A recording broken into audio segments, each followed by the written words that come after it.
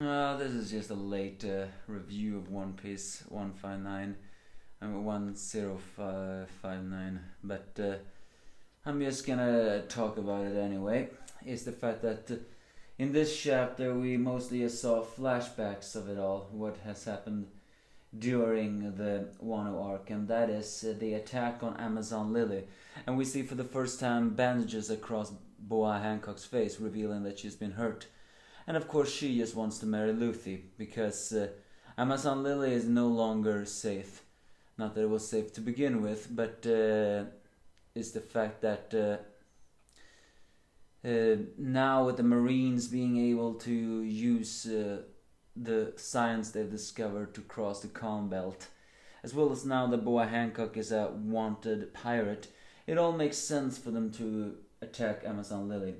Although Amazon Lily is a powerful country, as long as Boa Hancock is on the island, they will continue to target it. Although I do still wonder, won't they target it regardless? Strong women with potential haki would make for great exotic slaves. I mean, now that the world nobles can attack the Amazon Lily, I'm just saying, wouldn't it makes sense for them to attack Amazon Lily just because of their perverted greed? Well, I don't really know. But we do see some things here. It turns also out that the one that Blackbeard wanted to attack was Boa Hancock, because for some very strange reason, he wants her devil fruit, the Mero Mero no Mi, the power to turn people to stone if they have wickedness in their heart, or more like strong emotion in their heart. In fact, Oda has actually gone out and say something which I am actually not 100% sure what he means, but the Mero Mero no Mi, the love fruit, everyone who looks at Boa and feel, well, lust in their heart, or at least get enchanted by her, will be turning to stone. That is also why everyone has almost love-shaped hearts in their eyes when they turn to stone. And don't get me wrong, that is a very powerful liver fruit, because it seems that power is absolute. What I mean by it doesn't work on Luffy, because Luffy is both asexual and childish and have a pure heart when it comes to those things. But what I mean by absolute, I mean it can literally petrify anyone, regardless of the power level. All that it needs to do if you have weakness, because it actually turns out that it can even petrify two members of Blackbeard's crew. Because yes, Blackbeard is at least smart enough to take with him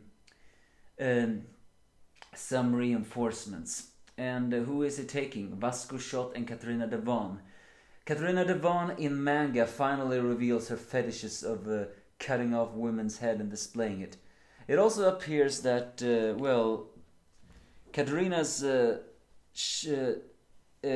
insanity of cutting off pretty women's head and then putting it on display or something like that.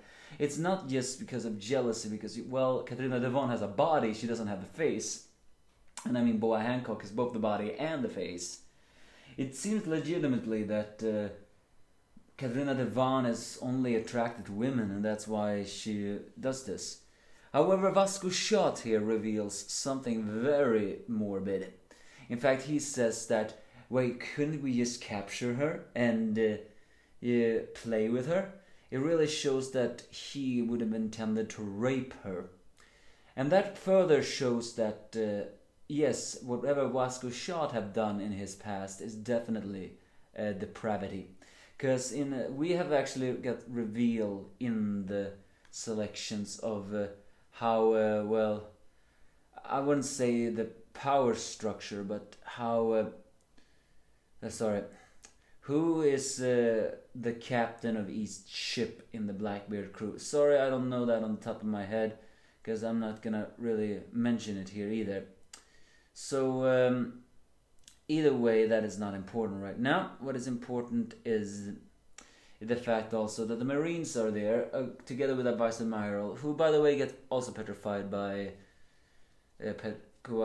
Boa's power. Only Captain Kobe is there, who is revealed to be the hero of the Rocky Port incident as before.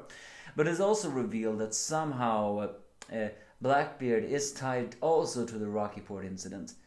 We don't know anything about what the Rocky Port incident was. In fact, the only clue we got was that somehow Law is considered the mastermind.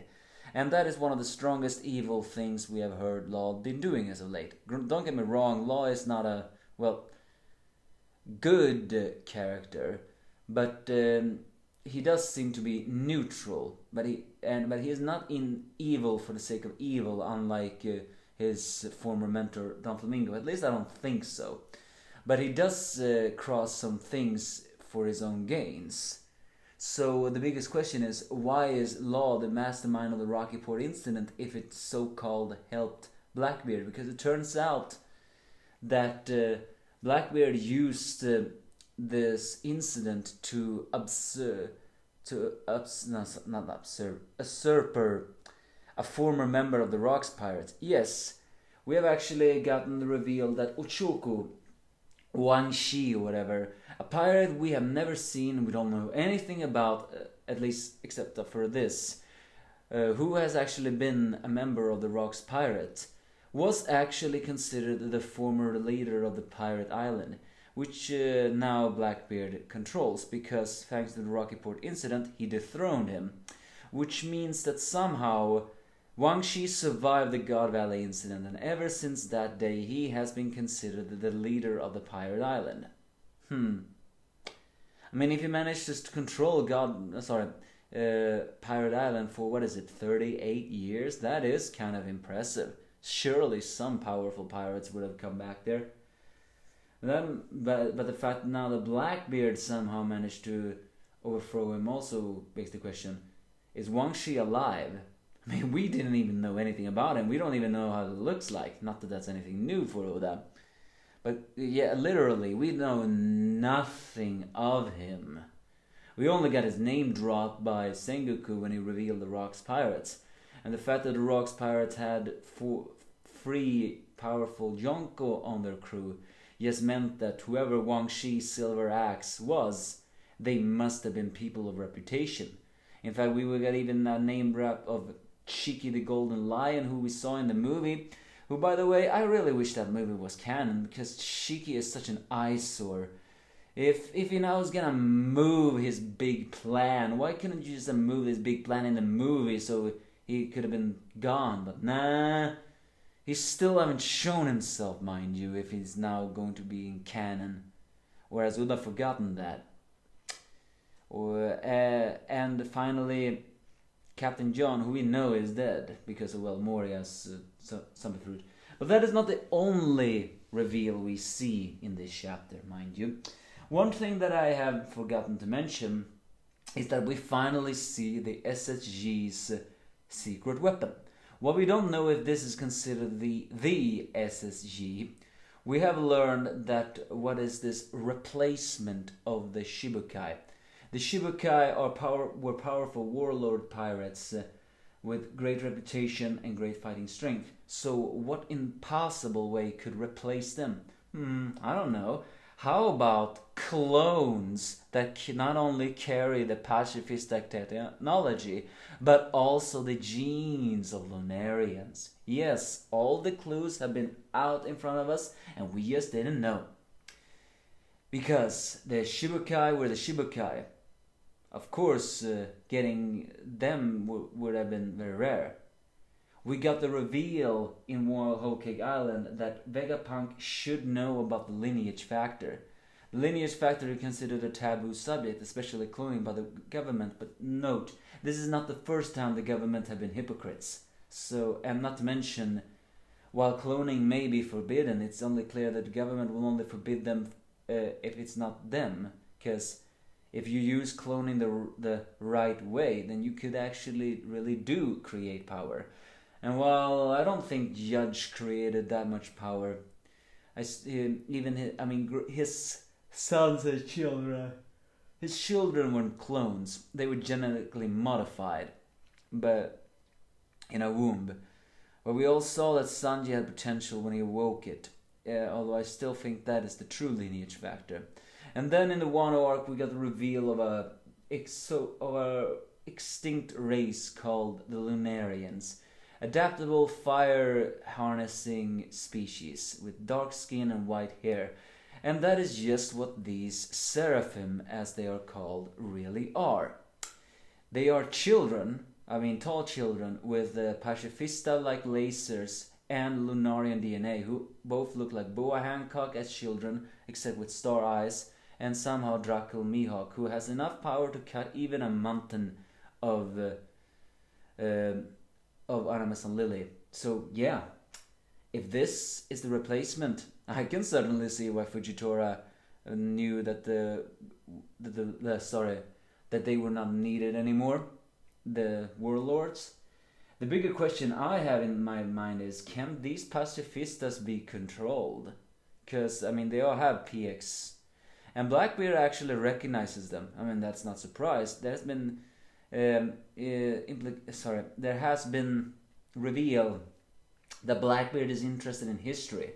Another thing he carries with rocks, who... I am fairly certain that Blackbeard, intentionally or unintentionally, has inherited the Rox's will. So, and also, I had a theory in my head that I actually believed that whatever the SHG were, they had to be genetically modified children. But I thought they were gonna be teenagers, not literally genetically modified children. Or are these something else? They didn't even talk. They didn't even have a scratch on them in the war. So, but yeah, Vegapunk is really a mad scientist if he can create something like this. Still, his morality is still not clear. But I can understand why the government want this. Think about it. Who wouldn't want this kind of power? The bigger question now comes is, why are these seraphim children? Is it because Vegapunk wanted them to grow up naturally so they could become strong? Or were they out of their test tubes early just so they could show results? Because if they're this powerful as children, imagine how powerful they could be as adults. So, yeah. Blackbeard attacks Boa Hancock and wants her power, as I said before. And there was one thing I forgot to mention, is the fact that why would Blackbeard want Boa Hancock's power? So while I did say before that power can actually be very powerful, it only works because Boa Hancock is beautiful, and Blackbeard, he is not beautiful. However, I think it would have revealed in some article or whatever that the Mero Mero no Mi is not necessarily only linked to lust in your heart. If you feel fear or something else, depending on who has it and who you feel, then that can also turn you to stone. So if the fact that everybody is so enchanted by Boa's beauty, of course that would be the primarily power of the Mero Mero no Mi. But if it turns out that someone else can eat it and doesn't necessarily have to channel lust in that power to turn someone to stone, then yeah, I can definitely understand why Blackbeard would want that power. And Kobe here also once again shows his sense of justice. He don't want the lives to be wasted in this thing, especially when he's the only one standing and not being turned to rock.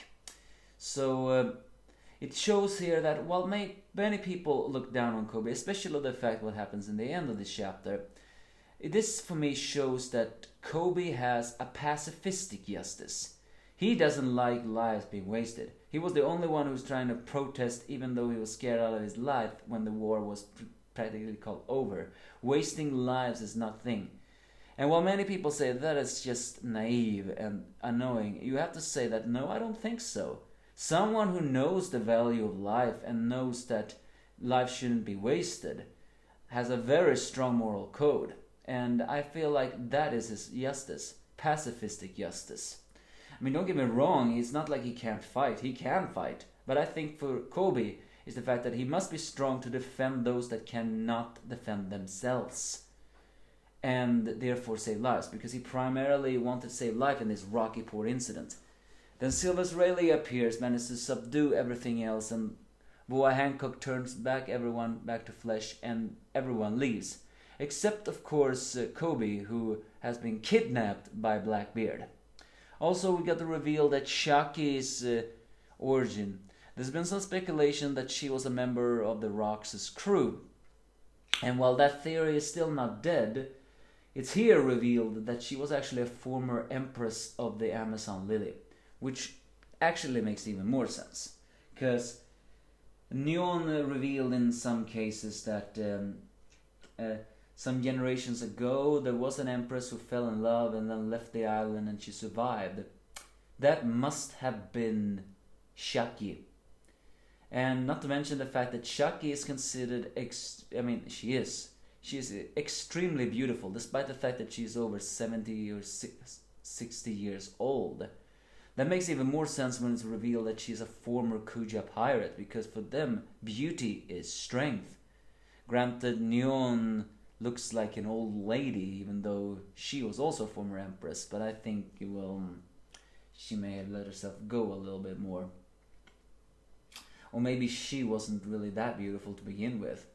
Once upon a time I thought it was Glorious Yana, Neon, who was the one who fell in love with Rayleigh and left, but it must obviously have been Chucky. So here's the reveal. Kobe has been kidnapped by Blackbeard. That's called the Captain Kobe incident, the name of this chapter. Blackbeard wanted Boy Hancock's power but did not get it here. They will see the cruelty of the Blackbeard pirates. The Seraphim, the SHG's replacement of the warlords, are revealed to be Lunarian pacifist clones of the Shibukai, at least of Mihawk and Hancock.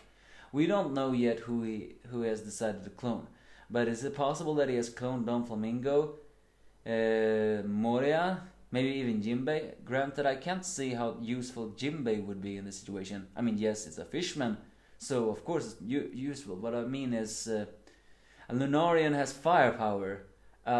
Fishmen mostly channel their power in water.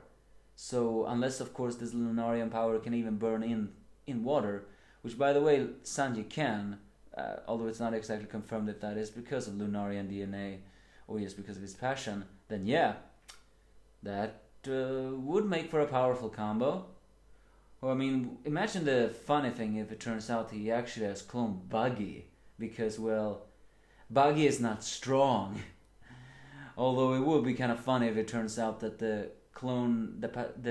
Seraphim clone of Buggy is strong, just not Buggy himself. Or the fact that maybe they are only strong because they've been copied of those things. So yeah, massive information and a very long review here, longer than I wanted it to be. I know I forgot something very important, but you give me your thoughts if you have any. And most importantly, why did Blackbeard kidnap Kobe? Is it to trade him to Cross Guild? Because if that is the case, then we have a situation of Luffy and Kobe being run into each other. Moreover than that, Kobe is, for me, the second Garp. While he doesn't have Garp's power yet, I'm pretty sure he will eventually surpass Garp. And so the bigger question I'm trying to ask myself is, now that he's been kidnapped by Blackbeard, will eventually Blackbeard meet Luffy, and will Luffy and Kobe team up to defeat Blackbeard? You just give me your thoughts.